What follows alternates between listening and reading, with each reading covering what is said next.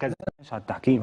في طرد مباراة في طرد رقم 6 كان ممكن تفرق في الماتش. اتظلمنا الطرد وفي شك في هدف الاول اوفسايد. هو ده الاهلي السبب فيه برضه؟ لا احنا ما اتكلمناش عن التحكيم، ده اللي احنا بنتكلم فيه. يعني احنا هنا النجم لما جه شرميتي ماتش الاهلي اتضربوا العرجون اتضربوا واتبهدلوا. طب انت خلاص انت خسرت، ما انت كسبان. لا بس خلي بالك انا كنت اصل بتكلمني على حاجه. اقول لك على حاجه، انا عملت مسابقه على السوشيال ميديا، قلت ايه؟ كارت شحن 200 جنيه اللي يجيب لي مباراه ديربي الزمالك كسب الاهلي فيها بخطا تحكيمي. ما قلتش باضطهاد تحكيمي او مؤامره، او قلت خطا فني طبعا مقبول. ما حصلتش مقبول 100 سنه ما حصلتش. العرجون اتدبح. لا مش قصدي مقبول ان يحصل خطا.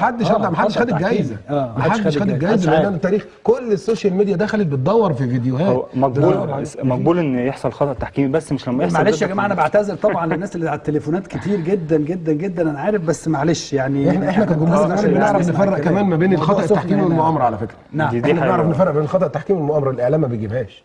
يعني انا مثلا احنا جبنا قبل كده هدف كان في حرس الحدود، كنت حضرتك بتلعب تقريبا ابو تريكه لما وقع من بره، كنت لسه في الاهلي. ساعه ما ابو تريكه وقع من بره، هو ابو تريكه نفسه تقريبا قال ان هي اعترف بيها، بس ده الكلام بقى. هو انا ذنبي يا جماعه؟ انا اقول لك جمهور الاهلي كمان مش عايز يعترف. حازم لو سمحت، صاحب الحق اعترف. لا سيبك من الاعتراف. انا ولا يهمني الكلام ده خالص. انا يهمني ان انا عندي 4 مصايب فادحه ما ينفعش. لو حصلت واحده بس اوكي. يعني حضرتك حسام حسن في كاس العالم 90 ضربه الجزاء من بره، مشدود من بره، حسب من جوه، صح؟ حسبت من جوه. طيب هو بقى من بره ومحدش لمسه، والكره من اوفسايد.